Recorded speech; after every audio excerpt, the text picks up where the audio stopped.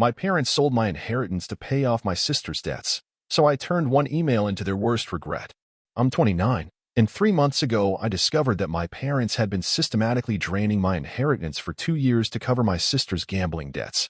What they didn't know was that one forwarded email would give me everything I needed to destroy the lie they'd built their perfect family image on. My name is David, and this is about how I learned that being the responsible child just means you're the one whose life gets sacrificed when the golden child screws up. Let me paint you the picture of my family because context matters here. My parents, Robert and Linda, are what you'd call pillars of the community. Dad's been a deacon at our church for 15 years. Mom runs the local charity drive every Christmas. They raised me and my sister Rachel with what they called strong family values, which apparently meant Rachel could do no wrong and I could do no right. But I was too naive to see it back then. Rachel is 3 years older than me and has always been what my parents called free-spirited. What they didn't call her was a gambling addict, but we'll get to that. Growing up, Rachel was the artistic one, the creative one, the one who marched to her own drum. I was just the boring kid who got good grades and stayed out of trouble. Guess which one got more attention? The dynamic was subtle but constant. When Rachel failed her college algebra class twice, my parents hired her a tutor and talked about how math just wasn't her strong suit. When I struggled with my first accounting course, Dad told me I needed to work harder and figure it out myself. When Rachel bounced between 3 different majors and took 6 years to graduate, they praised her for exploring her passions. When I finished my business degree in 4 years with honors, they barely acknowledged it at my graduation dinner. I used to think it was just their parenting style. Some kids need more support, right? Some kids are naturally more responsible. I told myself I was lucky to be self-sufficient, that their faith in my abilities was actually a compliment. Looking back now, I can see how desperately I wanted their approval, how hard I worked to be the son they could rely on while Rachel got to be the daughter they worried about. When our grandfather died 4 years ago, he left each of us $85,000 in a trust. The money was supposed to be accessible when we turned 30 or earlier in case of emergency with parental approval as trustees. I remember being so grateful, thinking about how it would help me buy a house, maybe start my own consulting business. I'd been working as a financial analyst for 3 years, living in a tiny apartment and driving a 10-year-old Honda because I was saving every penny I could for my future. Rachel seemed excited about the inheritance too, though she was always vague about her plans. She'd been working as a freelance graphic designer since college, taking on projects here and there but never really building a stable client base. She lived in a nice one-bedroom apartment downtown, drove a newer car than mine, and always seemed to have money for concerts, weekend trips, and expensive dinners out. I assumed she was just better at the feast or famine lifestyle that comes with freelance work. What I didn't know was that Rachel had been secretly gambling online for years. Poker, sports betting, some cryptocurrency trading thing that was basically just gambling with extra steps. By the time Grandpa died, she was already in deep. Like $40,000 deep, with more piling on every month. The first sign something was wrong came about 2 years ago. Rachel, who'd been fiercely independent since college, suddenly moved back in with our parents. She said it was to save money and focus on building her portfolio, but I noticed she seemed different. Stressed all the time. Jumpy. Always checking her phone with this anxious look on her face. When I asked Mom about it, she got that protective tone she always used when discussing Rachel. Your sister is going through a transitional period, David. She needs family support right now. I figured it was just Rachel being Rachel, cycling through another phase. Maybe she'd had a bad breakup or lost a big client. She'd always been dramatic about setbacks. The second sign was my parents' behavior, though I didn't recognize it as a sign at the time. Dad started picking up extra shifts at the manufacturing plant where he'd worked for 25 years. Mom, who'd only done part-time bookkeeping for local businesses, suddenly had a full client roster and was working evenings and weekends. They sold Dad's motorcycle, the vintage Harley he'd had since before I was born, and always said he'd never part with. When I asked why, Dad just said they were adjusting their financial priorities.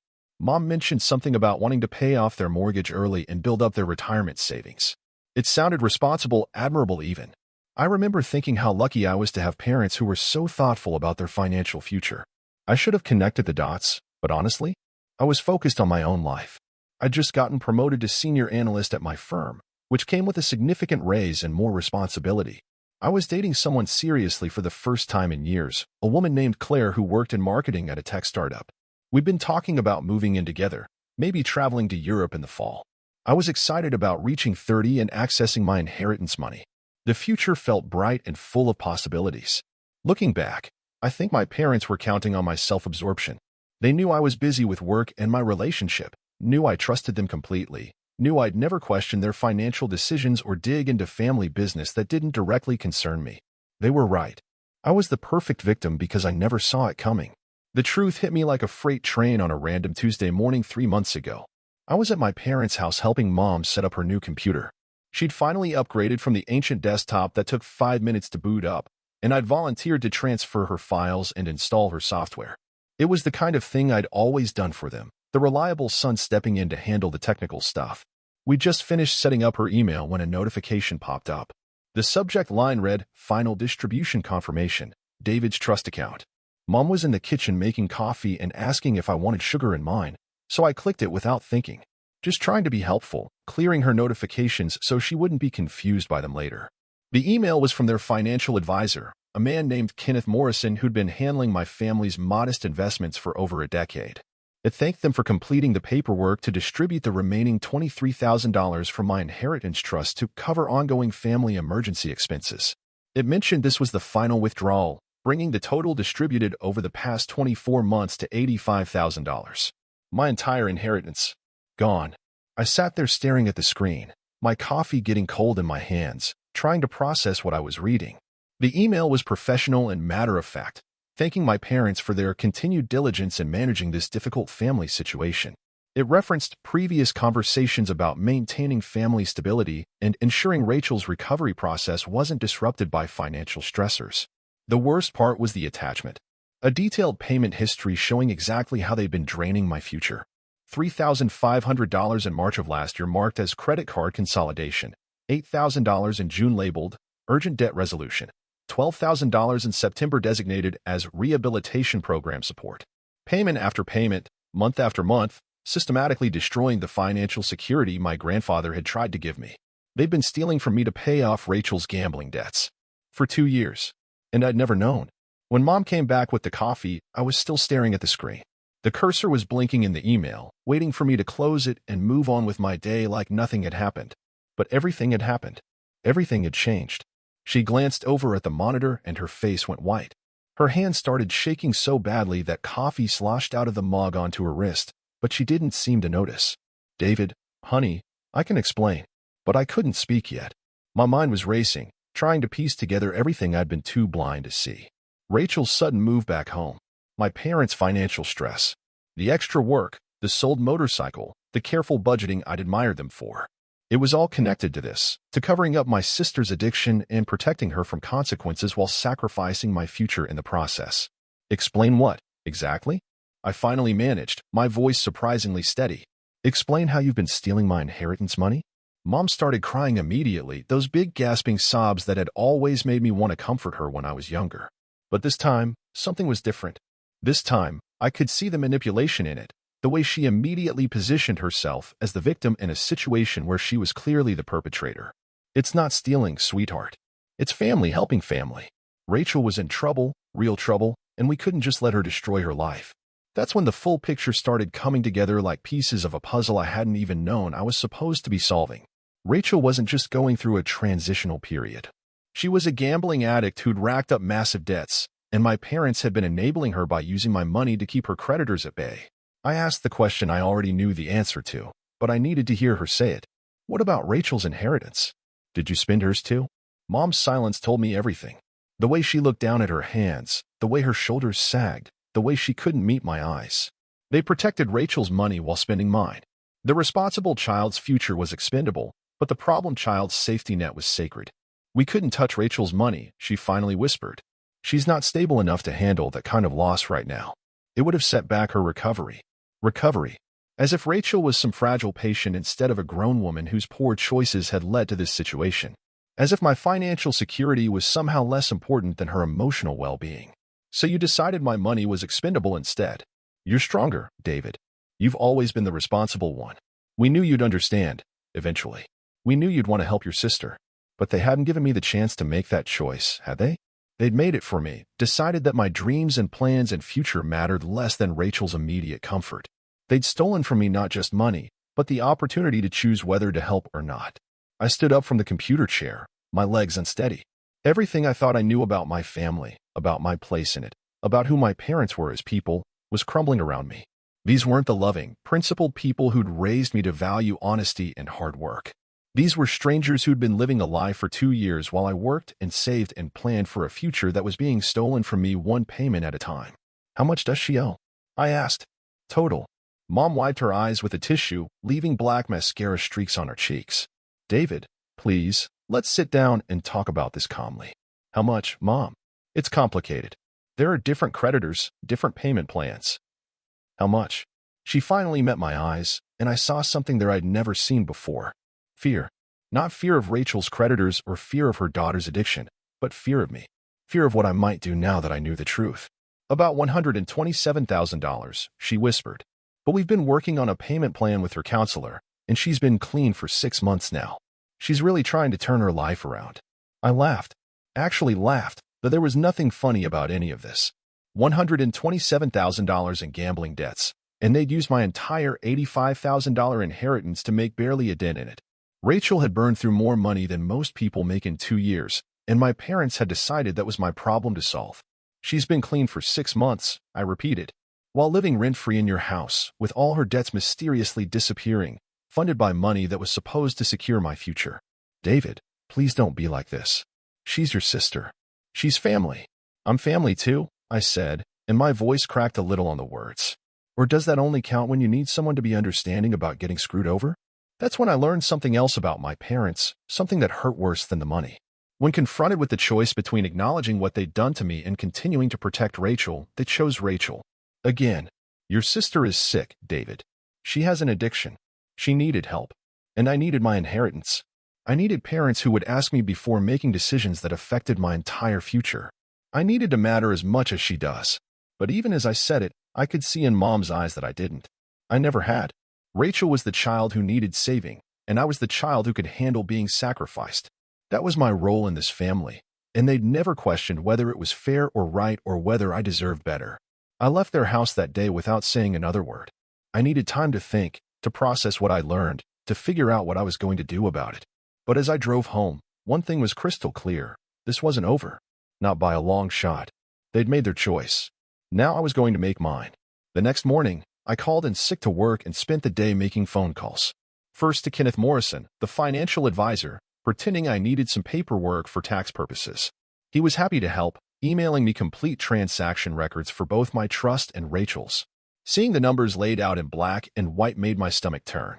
My account, $85,000 distributed over 24 months. Rachel's account, untouched, still earning interest, still waiting for her 30th birthday. Then I called a lawyer.